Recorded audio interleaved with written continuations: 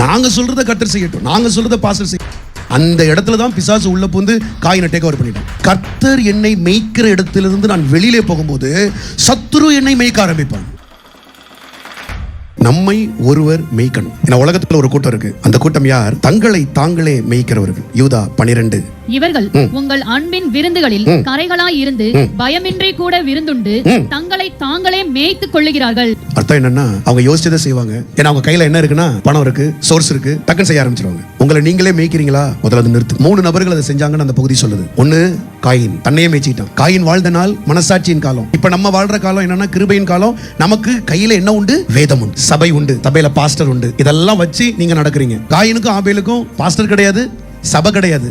ஆனா ஆண்டவர் என்ன செய்வார்னா, அவங்க மனசாட்சியில டெய்லி பேசிடுவார். அதாவது அந்த காலத்துக்கு பேரு மனசாட்சியின் காலம். காயின்டையும் பேசுறாரு, ஆபேல்டையும் பேசுறாரு. ஆண்டவர் உங்களுக்கு ஒண்ணு சொல்லி தராரு. என் வழி என்ன தெரியுமா? எனக்கு பிடித்தது பலிதான் செலுத்தணும், பலியில உயிர் இருக்கணும். அந்த காயின் பாத்தீங்களா, நான் எதை கொடுத்தாலும் நீங்க வாங்கிக்கணும். நீங்க சொல்ற மாதிரி நான் செய்யணும்னு அவசியம் இல்லை. நான் சொல்றதை நீங்க வாங்கிக்கோங்க. நாங்க சொல்றத கர்த்தர் செய்யட்டும், நாங்க சொல்றத பாஸ்டர் செய்யட்டும்.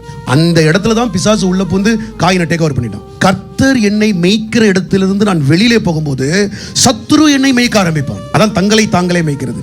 காயின் மேய்ச்சி கடைசியில் எங்க போனா? கடைசியில் சபிக்கப்பட்டு பூமியில நிலையற்றவனாகி காயின் போயிட்டான் அப்படியே. ஆனா ஆபேல் கர்த்தர் இருதயத்துல சொன்னதை, மனசாட்சியில சொன்னதை அப்படியே செய்தான்.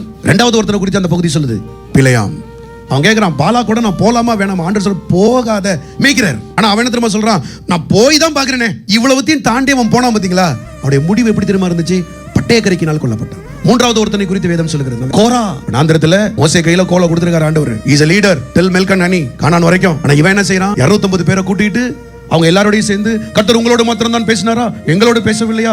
நீங்கள் பரிசுத்தத்தை குறித்து மிஞ்சி போகிறீர்கள் அப்படின்னு பாஸ்டருக்கு அட்வைஸ் பண்ண வந்துட்டான். கடைசியில் நடந்தது என்ன? ஃபர்ஸ்ட் டைம், இது வரைக்கும் ஹிஸ்டரியிலே நடக்காது நடக்கணும்னு மோசே ஜெபிக்கிறான். ஆண்டவர் செய்றாரு, இது வரைக்கும் நடக்காது. பூமியை பிளந்து உயிரோட உள்ள போவோம். நிறைய பேர் சபையில ஊழியத்துக்கு எதிர்த்து நின்று, ஊழியக்காரனுக்கு எதிர்த்து நின்று, லீடர்ஷிப்புக்கு எதிர்த்து நிற்கிறாங்க. பார்த்தீங்களா, அவங்க உயிரோடையே பூமியில புதைக்கப்படுறாங்க.